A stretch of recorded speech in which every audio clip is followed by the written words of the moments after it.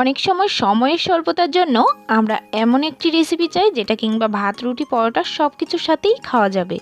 তো আজকে ভাত রুটি পরোটা সব কিছুর সাথে খাওয়া যাবে এরকম একটা মজার রেসিপি আপনাদের সাথে শেয়ার করতে যাচ্ছি। সম্পূর্ণ ইউনিক কিন্তু রেসিপিটি। এরকম মজার মজার রেসিপি দেখতে চ্যানেলটি সাবস্ক্রাইব করে বেল আইকনটি অন করে রাখুন, আর পেজ থেকে দেখে থাকলে পেজটি ফলো দিয়ে রাখুন। প্রথমে আমি একটা মিক্সিং বলে একটা ডিম দিয়ে দিচ্ছি, চাইলে ডিমটা বাড়িয়ে দিতে পারেন। সাথে একটা পেঁয়াজ কুচি দিয়ে দিয়েছি। এবার ভালো করে ডিমটাকে কিন্তু ফেটিয়ে নিব। তো ফেটিয়ে নিয়েছি। আর এখানে আমি মসুরির ডাল বাটা 2 কাপ দিয়ে দিব। 2 বাটি পরিমাণ হবে, এরকমভাবে আমি পুরো ভর্তি করে তারপর ডাল বাটাটা দিয়ে দিলাম। এটা মসুরির ডাল বাটা, তো এটা আমি 1 ঘন্টার মতো ভিজিয়ে তারপর বেটে নিয়েছি। আর সাথে স্বাদের ব্যালেন্স অনুযায়ী লবণ দিয়ে দিলাম। সাথে 1 চামচ দিয়ে দিচ্ছি ধনিয়ার গুঁড়ো, আর 1 চামচ দিয়ে দিচ্ছি চিনি। এখানে চিনিটা দিলে কিন্তু স্বাদটা ভালো আসবে। দিয়ে দিচ্ছি হলুদের গুঁড়ো। হলুদের গুঁড়োটা কিন্তু বেশি পরিমাণে দিবেন না, একটু ব্যালেন্সটা ঠিক রেখে তারপর দেওয়ার চেষ্টা করবেন। 1/2 চামচ দিয়ে দিয়েছি লাল মরিচের গুঁড়ো, সাথে কিছুটা ধনিয়া পাতা কুচি দিয়ে দিলাম। এবার সবগুলো উপকরণ খুব ভালো করে মিক্স করে নিব। আর ঝালের পরিমাণটা অবশ্যই আপনাদের ইচ্ছে অনুযায়ী তারপর কিন্তু দিয়ে দিবেন। এবার ভালো করে মিক্স করা হয়ে গেছে। এবার প্যানে আমি তেল আগে থেকেই কিছুটা দিয়ে তারপর গরম করে নিয়েছি। এবার এই পুরো ব্যাটারটা এই তেলের মধ্যেই দিয়ে দিলাম। একটু ছড়িয়ে ভালো করে দিচ্ছি, সমানভাবে ছড়িয়ে দিলাম। তো ছড়িয়ে দেওয়া হলে কিছুক্ষণ আমি এক সাইড হওয়া পর্যন্ত অপেক্ষা করব। আর এভাবে যখন 3 থেকে 4 মিনিট রাখার পর একটা সাইড কিন্তু খুব ভালো করে হয়ে গেছে। এবার আমি অপর সাইড উল্টে দিয়ে তারপর কিন্তু ওই সাইডটাও ভেজে নিব।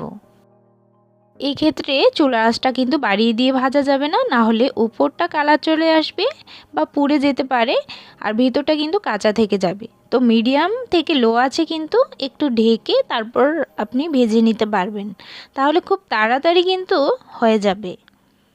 তো দেখুন দুটো সাইড খুব সুন্দর করে হয়ে গেছে, ভিতরটাও কিন্তু খুব ভালো করে হয়ে গেছে। এবার আমি নামিয়ে ঠান্ডা করে নিব। ঠান্ডা করার পর তারপর কিন্তু কেটে নিতে হবে। ঠান্ডা না হতে কিন্তু কাটতে যাবেন না, সেক্ষেত্রে কিন্তু শেপগুলো নষ্ট হয়ে যাবে, একদম ভেঙে চুরে যেতে পারে। প্রথমে আমি লম্বা করে কেটে নিচ্ছি। তো আপনারা কীরকম করে সাইজগুলো করতে চান সেই অনুযায়ী কিন্তু সাইজ করে কেটে নিতে পারবেন। এবার আমি আরেকটা সাইড থেকেও কেটে নিচ্ছি। এখানে আমি একটু ছোট ছোট করেই কিন্তু কাটবো। এগুলো প্রত্যেকটা পিস কিন্তু আমি 4 কোণ করে কেটে নিয়েছি।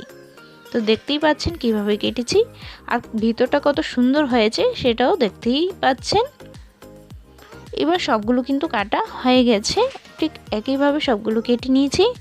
এবার প্যানে আগে থেকেই তেল গরম করে তাতে আমি 3টার মতো মাঝারি সাইজের পেঁয়াজ কুচি করে নিয়েছি, সেটা দিয়ে দিলাম। পেঁয়াজটাকে আমি কিছুক্ষণ ভেজে নিব, যতক্ষণ না পর্যন্ত সুন্দর একটা কালার আসছে। তো যখন এরকম পেঁয়াজ বেরেস্তার মতো হয়ে যাবে তখন কিন্তু আমি এরকম ভাজার সাথে দিয়ে দিব 2টো টমেটো পেস্ট।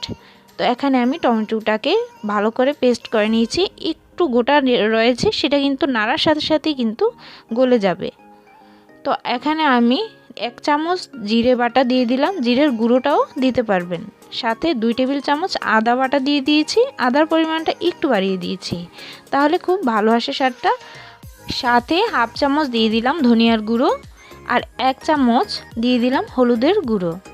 এবার এখানে 1/2 চামচ কাশ্মীরি লাল মরিচের গুঁড়ো দিয়ে দিয়েছি। কাশ্মীরি লাল মরিচের গুঁড়ো হাতের কাছে না থাকলে আপনি নর্মাল যে লাল মরিচের গুঁড়োটা আছে সেটা দিয়েও করতে পারবেন, ঝালটা ইচ্ছে অনুযায়ী দিয়ে দিবেন। তবে এখানে ঝালটা কম হলে কিন্তু ভালো লাগবে না, একটু মিডিয়াম ঝাল রাখার চেষ্টা করবেন। তো এখানে আমি কিছুটা জল দিয়ে দিয়েছি যাতে মশলাটা পুড়ে না যায়। ভালো করে আমি ভেজে নিচ্ছি, মানে মশলাটাকে ভালো করে কষিয়ে নিতে হবে। এই কষানোটা আপনি যত সময় ধরে কষাতে পারবেন ততই কিন্তু তরকারির স্বাদটা আরও বেশি ভালো আসবে। এটা আপনি সব তরকারির ক্ষেত্রেই মশলাটাকে যত ভালো করে কষাতে পারবেন ঠিক আপনার তরকারির স্বাদটা তত বেশি ভালো আসে। তো এরকম যখন তেল তেলে ভাব উপরে চলে আসবে তখন বুঝবেন মশলাটা কষানো হয়ে গেছে। মশলাটা কিন্তু খুব ভালো করে আমি কষিয়ে নিয়েছি। দেখুন তেলতেলে ভাব খুব সুন্দর করে উপরে চলে আসছে। আর এখানে আমি ঝোলের পরিমাণ অনুযায়ী তারপর জলটা দিয়ে দিচ্ছি। এখানে আমি সামান্য একটু লবণ দিয়ে দিলাম ঝোলের পরিমাণ অনুযায়ী। অবশ্যই লবণটা খুবই সামান্য করে দিবেন, না হলে কিন্তু লবণ বেশি হয়ে যেতে পারে, না হলে স্বাদটা ভালো আসবে না। এবার যখন একটা বলক চলে আসবে তখন পিস করে কাটা ডালেরই বড়াগুলো দিয়ে দিলাম। এবার আমি ভালো করে নেড়ে তারপর মিশিয়ে নিচ্ছি। আর এইভাবে 5 থেকে 6 মিনিটের মতো আমি রান্না করে নিব। আর রান্না করার পর দেখবেন ঝোলটাও কিন্তু অনেকটা মাখা মাখা হয়ে যাবে, তখন বুঝবেন খুব সুন্দর করে তরকারিটা হয়ে গেছে। আর উপরে একটা তেলতেলে ভাবও চলে আসছে। আর সবশেষে ধনেপাতা কুচি দিয়ে নামিয়ে নেব। এরকম মজার মজার রেসিপিগুলো দেখতে অবশ্যই চ্যানেলটি সাবস্ক্রাইব করে রাখুন। আর পেজ থেকে দেখে থাকলে অবশ্যই পেজটি কিন্তু ফলো দিয়ে রাখবেন। বেল আইকনটি অবশ্যই অন করে রাখবেন, না হলে নোটিফিকেশান কখনোই পাবেন না। আর অবশ্যই কমেন্ট করে জানাবেন রেসিপিটা কেমন হয়েছে। এরকম মজার মজার রেসিপি দেখতে ফ্রেন্ডস অ্যান্ড ফ্যামিলির সাথে রেসিপিটি শেয়ার করবেন। আজকের মতো এই পর্যন্তই। ধন্যবাদ সবাইকে।